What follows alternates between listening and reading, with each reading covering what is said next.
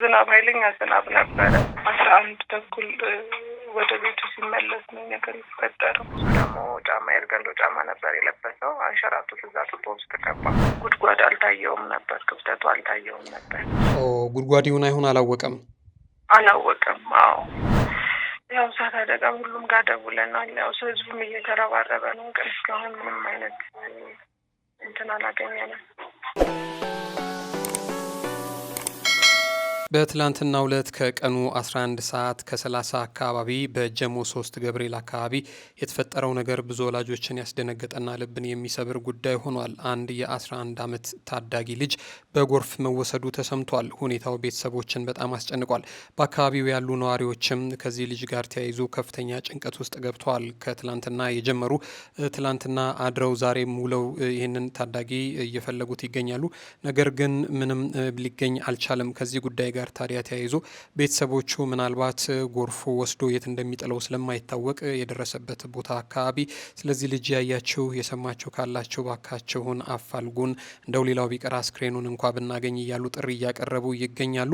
እስካሁን ድረስ አካባቢውንና የወንዝ ዳርቻዎችን በመፈለግም ላይ ሲሆኑ ምንም አይነት ፍንጭ አላገኙም ማለት ነው። ሰላም የምንወዳችሁና የምናከብራችሁ የጊዜ ሚዲያ ቤተሰቦች እንዴት አላችሁ? በያላችሁበት የዓለም ጫፍ በያላችሁበት የሀገር ጥጉሉ ሰላም፣ ፍቅር፣ ጤና ተሆኑ ዘንድ ዞትራ ምኞታችን ነው። ኤልያስ ደግነት ነኝ።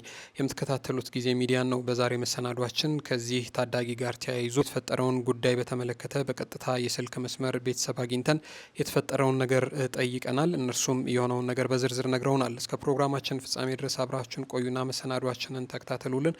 ጊዜ ሚዲያንም ሰብስክራይብ ሳታደርጉ የምትመለከቱንም ካላችሁ ሼር፣ ላይክ፣ ሰብስክራይብ፣ ኮሜንት በማድረግ ቤተሰብ ታደርጉን ዘንድ ከወዲሁ በትህትና ጠየቅን። ክበሩልን።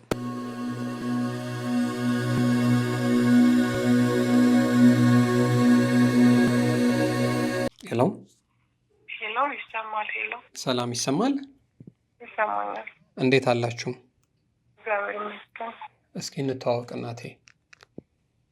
እሺ እማንን በል?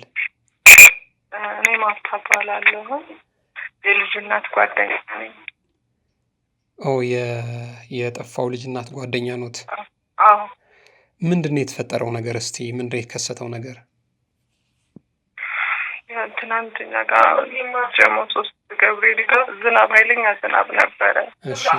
እሱ ደግሞ ሰንበት ትምህርት ቤት ልማር ሄዶ ነበርና 11 ተኩል ወደ ቤቱ ሲመለስ ነው ነገር የተፈጠረው። የሰንበት ተማሪ ነበረ። ሰንበት ትምህርት ቤት ሄዶ ሲመለስ ነው። አዎ። ስሙ ማን ነው? የስንት ዓመት ልጅ ነው? ሳይመን ነው የሚባለው። የ11 ዓመት ልጅ ነው። የ11 ዓመት ልጅ? አዎ። ነሐሴ 9 12 ይሆነዋል። ስንተኛ ክፍል ተማሪ ነበረ? 4ኛ ክፍል ተማሪ ነው። ምንድን ነው አካባቢያችሁ ላይ ወንዝ አለ ነው? ወንዝ ብሎ አይደለም፣ እንደዚህ ቱቦ የለም የተከፈተ። እሺ እንደዛ ነው። እና እሱ ሞልቷል። እሱ ደግሞ ጫማ የእርገንዶ ጫማ ነበር የለበሰው። አንሸራቶት እዛ ቱቦ ውስጥ ገባ። ይሄ መንገድ ላይ ያለ ቱቦ፣ ትልቁ ቱቦ ማለት ነው? አዎ። በየመንገዱ ክፍት አሉ አይደል? ጫማ ዳልጦት ነው እዛ ውስጥ የገባው? አዎ። ውሃም ደግሞ በጣም ሞልቶ ስለነበረ ጉድጓድ አልታየውም ነበር፣ ክፍተቱ አልታየውም ነበር። ጉድጓድ ይሁን አይሁን አላወቀም። አዎ። ሌሎች ልጆች አብረውት ነበሩ? አንድ ጓደኛ አብሮት ነበረ፣ ከሱ ትንሽ በእድሜ የሚያንስ እሱ ነው። ቤት መጥቶ የነገረን እሱ ነው። ይህንን ጉዳይ ነገራችሁ እሱ ነው? አዎ። አብረው ነበሩ ሁለቱ። አሁን ምንድን ነው ምን አደረጋችሁ ታዲያ? ያው እሳት አደጋ ሁሉም ጋር ደውለናል። ያው ህዝቡም እየተረባረበ ነው፣ ግን እስካሁን ምንም አይነት እንትን አላገኘንም። የዛ ቱቦ ወራጅ መጨረሻው ወዴት አካባቢ የትኛው ወንዝ ላይ እንደሚሄድ ታውቋል? አሁን የእሳት አደጋ ያው እስከ መድኃኔዓለም ድረስ ነው ብለው እነሱ እየፈለጉ ነበር። አሁን እስካለንበት ሰዓት ድረስ እየፈለጉ ነው። ጀሞ መድኃኔዓለም? ጀሞ መድኃኔዓለም። እዛ ድረስ ይሄዳል ተብሎ? አዎ ሁሉም አቅጣጫ እየተፈለገ ነው። እስካሁን ግን አልተገኘልንም። ለዛ ነው እኛ እናንተ ጋር የምንደውለው። ስንተኛ ልጅ ነው ለቤቱ? ሁለተኛ። አሁን እንዴት ናቸው ታዲያ ቤተሰቦቹ? አሉ በጭንቀት። ከባድ ነው። እስካሁን ምንም ፍንጭ በቃ አልተገኘም። አዎ እየተፈለገ ነው፣ ነገር ግን አልተገኘም። እንግዲህ ምን እንደምንል አናውቅም። እንዲህ አይነት ነገር እጅግ በጣም ከባድ ነው። የልጅ ሐዘን እጅግ በጣም በጣም በጣም መሪር ነው። እንደው ምናልባት ይህንን ለሚያዩ ለሚሰሙ ሰዎች ምንድን ነው ማለት የምትፈልጉት ነገር? ያው ልጁን ሆነ ካገኙት አጋጣሚ ካገኙ እንዲደውሉልን ነው የምንፈልገው። አሁንስ ያ አካባቢ አሁን እሱ የገባበት አካባቢ ተደፍኗል? ከዛ በኋላ እየተፈለገ ነው። አልተደፈነም፣ ክፍት ነው። አሁንም ድረስ ፍለጋውን ቀጥሏል እኮ።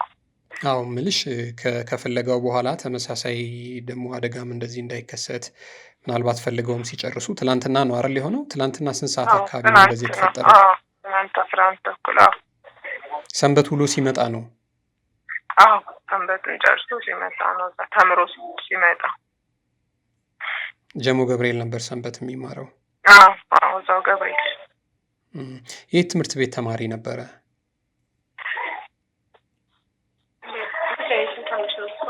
ቪዥን ኢንተርናሽናል ስኩል። እንግዲህ መልካም። እስቲ አሁን ይሄንን ለሚያዩ ለሚሰሙ ሰዎች እናደርሳለን። በእርግጥ ፍሳሹ የት እንደሚደርስ ሊታወቅ አይችል ይሆናል፣ ግን ደግሞ በተገኘበት አካባቢ እንደው አስክሬኑንም ማግኘት ለቤተሰብም እረፍት ነው። እልፈቱ ከታወቀ መቅበር እንኳን አንድ ነገር ነው አይደለም? እንግዲህ እስቲ እኛም ለጊዜ ሚዲያ ተመልካቾች ይህንን መልእክት እናስተላልፋለን፣ እየደወልንም እንጠይቃችኋለን። እንግዲህ እግዚአብሔር ያበርታችሁ። የምንወዳችሁና የምናከብራችሁ የጊዜ ሚዲያ ቤተሰቦች እንግዲህ ለዛሬ የነበረን መሰናዶ ይህንን ይመስል ነበረ። ከዚህ ጉዳይ ጋር ተያይዞ ታዲያ በጀሙ 3 በገብርኤል አካባቢ በወንዝ ዳርቻዎችና በአቅራቢያው አካባቢ የምትኖሩ ነዋሪዎች እባካችሁ አካባቢያችሁን በጥንቃቄ ተመልከቱ። ልጆቻችሁ እንደዚህ ያለ አደጋ ውስጥ እንዳይገቡ በአካባቢያችሁ ያሉ ቱቦዎችና ጉድጓዶችን ድፈኑ እየተባለ ማስጠንቀቂያ እየተሰጠ ይገኛል። ይሄ ጉዳይ ጀሙ አካባቢ ላሉ ወላጆችን ብቻም ሳይሆን በማንኛውም ቦታ የምትገኙ ወላጆች አካባቢያችሁ ላይ ያልተደፈኑ ክፍት ቱቦዎች፣ ጉድጓዶች ካሉ ልጆች የሚበዙባቸው አካባቢ ከሆነ እነዚህን ጉድጓዶችና ቱቦዎችን ልትደፍኗቸው ይገባሉ። ልጆቻችሁንም በዚህ ክረምት ለብቻቸው ወደ ትምህርት ቤትም ወደ ሱቅም ወደ ሌላኛውን ቦታ ባትልኳቸው ተመራጭ ነው። ታዲያ አሁን ይህንን የ11 ዓመት ታዳጊ ጎርፍ ወስዶት የት እንደጣለው አልታወቅም። ከዚህ ጉዳይ ጋር ተያይዞ የአስክሬኑ የተገኘበት ቦታ ይህንን መረጃ ያያቸውና እዚህ ምስሉ ላይ የምትመለከቱትን ልጅ ካያችሁ ከለያችሁት በ0910 878550 ላይ በመደወል ለቤተሰቦቹ ልታሳውቁ ትችላላችሁ። ካልሆነም በ0966 99498 ላይ ወደ ጊዜ ሚዲያ በመደወልም መረጃ ልታደርሱን ትችላላችሁ። በአሁኑ ሰዓት በሀገራችን ያለው የክረምት ዝናብና ጎርፍ እጅግ በጣም አደገኛ ከመሆኑ የተነሳ ሁሉ ወላጆች ጥንቃቄ እንድታደርጉ ጥሪ እየቀረበላችሁ ይገኛል። በዝናብ ወቅትና ከዝናብ በኋላም ህጻናት ለብቻቸው ወደ ውጭ ወደ ጎርፍ መፍሰሻዎች ወይንም ደግሞ ወደ ወንዝ ዳርቻ አካባቢ እንዳይሄዱ ጥብቅ ቁጥጥር ማድረግ አለባቸው እየተባለም መልእክት እየተላለፈ ይገኛል። ታዲያ ይህ መልእክት በፍጥነት ለብዙዎች እንዲደርስና ልጁን ለማግኘት እንዲቻል ከልጁ ጋር ተያይዞ የወጡ መረጃዎችን በሙሉ ሼር እያደረጋችሁ ብዙ ሰዎች እንዲደርሷቸው እንድታደርጉም ጥሪ እየቀረበ ይገኛል። ከዚህ ጉዳይ ጋር ተያይዞም ታዲያ በትላንትናው ዕለት በተመሳሳይ ሰዓት በሰሚት ፍየል ቤት አካባቢ በዘነበው ከባድ ዝናብ በወቅቱ መንገድ ዳር የነበሩ ፖሎችም ወድቀው እንደዚሁ ተሽከርካሪዎች ላይ ከፍተኛ አደጋ ማድረሳቸው ይታወቃል። ክረምት ሲመጣ ሁሉ ሰው ጥንቃቄ ሊያደርግ ይገባል። እዚህ ምስሉ ላይ እንደምትመለከቱት እንግዲህ እነዚህ ዳርና ዳር የሚገኙ ፖሎች ከንፋስ የቀላቀለ ዝናብ ጥሎ አገር ሰላም ብለው ሲጓዙ የነበሩ መኪኖችና እግረኞች ላይ እየወደቀ እና ደግሞ ምናልባትም ከፍተኛ አደጋ ሊያደርስ ይችል የነበረ ሁኔታ ስለነበረ ሁሉ ሰው ጥንቃቄ እንዲያደርግ ጥሪ እየቀረበ ይገኛል። አብራችሁን ስለቆያችሁ እጅግ በጣም ከልብ አድርገን እናመሰግናለን። ክብር ይስጥልን።